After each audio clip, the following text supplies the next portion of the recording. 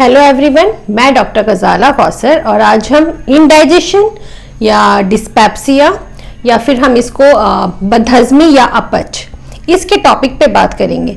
ये बहुत ही common problem है जो कि आजकल यंग एडल्ट्स में बहुत ज़्यादा देखने को मिलती है और ये परेशानी जो है पेट के ऊपरी हिस्से में होती है, यानी कि अपर रीजन में होती है, जिसमें पेट में जलन, गैस, मतली यानी कि नोजिया, दर्द ये सब फील होता है। और हर किसी में इसके सिम्टम्स जो हैं अलग अलग होते हैं। किसी को डकार यानी कि बर्पिंग बहुत ज़्यादा होती है, किसी को पेट में दर्द, बेचैनी, पेट फूला हुआ सा महसूस होता है और किसी केसेस में खाना शुरू करने के फौरन बाद ही पेट भरा हुआ सा फील होता है। केसेस में ये प्रॉब्लम नॉर्मली 2 घंटे में ठीक हो जाती है, लेकिन कुछ केसेस में ये 3 घंटे तक रहती है, मोस्टली उन केसेस में जो कि पहले से ही इफेक्टेड होते हैं किसी बीमारी में, जैसे मोस्टली GERD के पेशेंट में, जिसके बारे में मैं आपको अपनी नेक्स्ट वीडियोस में डिटेल में बताऊंगी। बट अभी हम इसके दूसरे फैक्टर्स पे बात करते हैं, जिसमें आता है हमारा GERD। इसके बाद आता है पेप्टिक अल्सर के केसेस में, IBS के पेशेंट में, जिसको हम इरिटेबल बाउल सिंड्रोम बोलते हैं, इन पेशेंट्स में भी बहुत ज़्यादा इंडाइजेशन की प्रॉब्लम जो है 3 घंटे तक रहती है। या फिर पित्त में जो पथरी होती है उस केसेस में, हाइटस हर्निया के पेशेंट्स में और पैनक्रेटाइटिस के पेशेंट में ये प्रॉब्लम 3 घंटे से भी ज़्यादातर रह सकती है। ये जो इंडाइजेशन की प्रॉब्लम है या डिस्पेप्सिया की, ये मोस्टली हमारे खाने पीने पे डिपेंड करती है, यानी कि हम क्या खाते हैं और कैसे खाते हैं। मतलब कि हम कुछ लोग जल्दी जल्दी खाते हैं और बहुत ज़्यादा खाते हैं, या फिर वो लोग जो कि ऑयली, फैटी, स्पाइसी फूड का ज़्यादा इंटेक लेते हैं अल्कोहल लेने वाले पेशेंट्स में, फिर वो लोग जो कैफीन और कार्बोनेटेड ड्रिंक्स, चॉकलेट्स, इन सब का इंटेक ज़्यादा लेते हैं, स्मोकिंग बहुत ज़्यादा करते हैं, उन लोगों में भी इंडाइजेशन के जो केसेस हैं वो बहुत ज़्यादा देखने को मिलते हैं। या फिर उस केसेस में ये बहुत ज़्यादा डिपेंड करता है जो कि स्ट्रेस और एंजाइटी में होते हैं। स्ट्रेस और एंजाइटी भी हम इस परेशानी को बढ़ा देती है। या फिर उन लोगों में देखा जाता है ज़्यादातर जो कि कुछ दवाओं पे डिपेंड है, यानी कि जिसमें मेनली आती है non steroidal anti inflammatory drugs, जो कि मेनली लोग यूज करते हैं गठिया के दर्द में, जोड़ों के दर्द में, या फिर माइग्रेन के पेशेंट्स जैसे कि वोवरॉन, ट्रामाडोल, एसिटामिनोफेन, ये सारे कुछ ऐसी एंटी इंफ्लेमेटरी ड्रग्स हैं जिनके इनटेक से भी इंडाइजेशन और बदहजमी जो है वो बहुत ज़्यादा बढ़ जाती है। तो ये थे कुछ कॉजेज यानी कि कारण जिसकी वजह से ये इंडाइजेशन की और डिस्पेप्सिया की प्रॉब्लम जो है बढ़ जाती है। अब हम इसके बाद जानेंगे इसके प्रिवेंशन और सेल्फ ट्रीटमेंट के बारे में कि हम क्या इससे बचाव ले सकते हैं और क्या उससे ट्रीटमेंट कर सकते हैं जिससे हम काफ़ी हद तक इससे रिलीफ पा सकें। ऑप्शन में हमारा पहला आता है स्मॉल मील्स लें, यानी खाने की छोटी छोटी मील्स लें। मतलब कि जितनी हमारी कैपेसिटी है खाने की उसको हम 4 से 5 मील्स में डिवाइड कर लें, जिससे खाना इजीली डाइजेस्ट हो जाए और हम इन सारी परेशानियों से बच जाएं। नेक्स्ट आता है धीरे धीरे चबाकर अच्छे से खाएं। नेक्स्ट आता है हमारा एसिडिक फूड्स को अवॉइड करें। एसिडिक फूड में आता है हमारे सिट्रस फ्रूट्स, जो यानी कि खट्टे फल ये जितने भी हैं हमारे, ऑरेंजेस हैं, कीवी है, ग्रेप्स हैं, इन सारे लेमन है, इन सबको अवॉइड करें। टोमेटो, ये सारे फूड्स जो हैं हमारे इंडाइजेशन की और डिस्पेप्सिया की प्रॉब्लम को बढ़ा देते हैं। नेक्स्ट कार्बोनेटेड ड्रिंक्स और चॉकलेट, कैफीन की ज़्यादा intake, oily food, spicy food, fatty food, इन सबको अवॉइड करें। और अगर लेना है तो इसकी जो अमाउंट है उसका बहुत कम कर दें।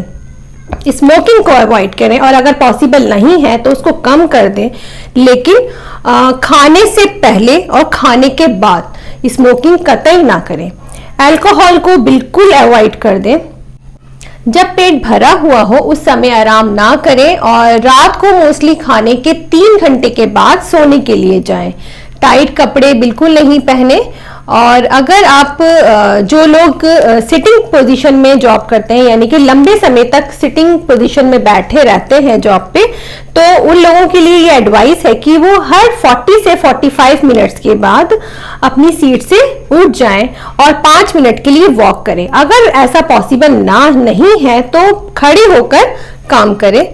इसके अलावा जो लोग ओवरवेट हैं वो वेट को लूज करें। खाने के बाद कोई भी एक्सरसाइज नहीं करें।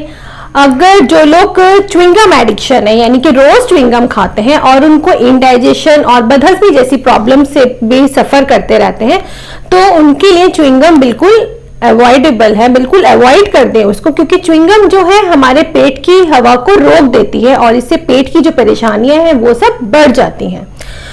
ये थे सारे कुछ प्रिवेंशंस जिनको हम डेली फॉलो करके एक नॉर्मलाइज्ड लाइफ को गुजार सकते हैं।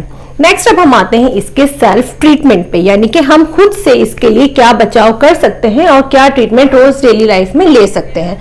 तो उसमें पहले आता है हमारा ओवर द काउंटर एंटासिड्स लें, जैसे कि मार्केट में बहुत सारे कॉम्पोजिशंस में आते हैं, ओमिप्राजोल, रैबिप्राजोल, पेंटाप्राजोल, रैंटेडिन, ये सारे एंटासिड्स के कॉम्पोजिशंस हैं। तो as per your physicians advice या फिर जो आपको सूट करे आप उसमें से ले सकते हैं, बट ये भी बहुत लॉन्ग टर्म के लिए नहीं ले सकते, क्योंकि एंटासिड भी लॉन्ग टर्म में साइड इफेक्ट्स पैदा करता है।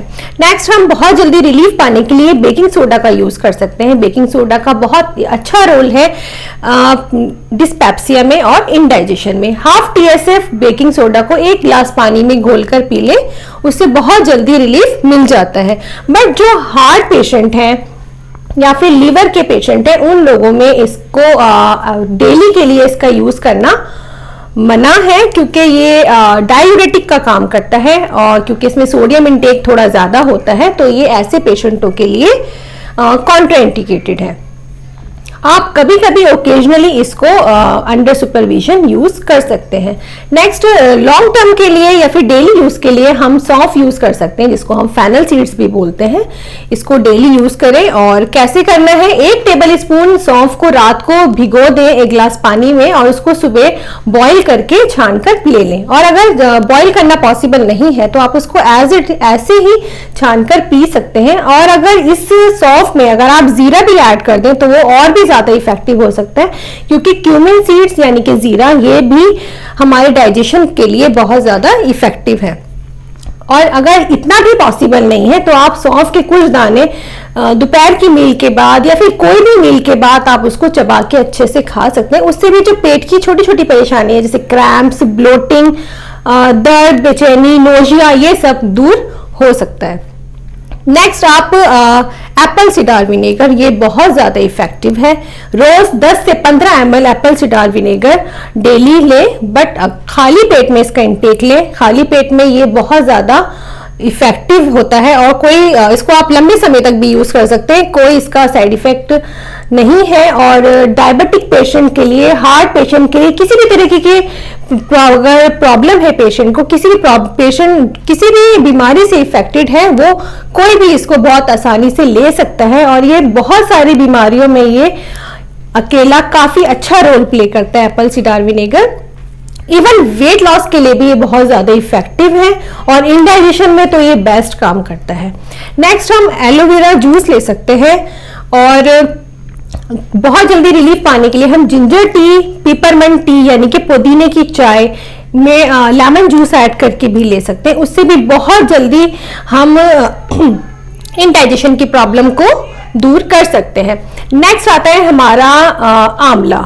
आंवला भी बहुत इफेक्टिव है और इसको हम डेली यूज करते हैं। किसी भी फॉर्म में हम आंवला को यूज करें, ये पेट की किसी भी परेशानी के लिए बहुत ज्यादा फायदेमंद है। सूखा भी ले सकते हैं आप, आंवले का जूस भी ले सकते हैं, आंवले का मुरब्बा भी ले सकते हैं, किसी भी फॉर्म में ले सकते हैं। और इसे भी अगर हम खाली पेट में लें तो ये और भी ज्यादा इफेक्टिव है। तो ये थे कुछ सेल्फ ट्रीटमेंट जो कि हम खुद से ही डेली फॉलो करके इस परेशानी को दूर कर सकते हैं। बट इन सारे टिप्स के बाद भी अगर आपको कोई परेशानी होती है या फिर उसमें रिलीफ नहीं मिल पाता है तो देन उस स्टेज पे you have to consult the gastro specialist, ताकि वो फर्दर इन्वेस्टिगेशंस कराएं, लाइक अल्ट्रासाउंड कराएं और या फिर एंडोस्कोपी के लिए जाएं। but as per advice of your gastro specialist. So I hope ki I have clear all points related to this topic. So if you have any query related to this topic, so please write to me in the comment box, and meet you all in the next video with the new topic. Till then, take care and stay healthy.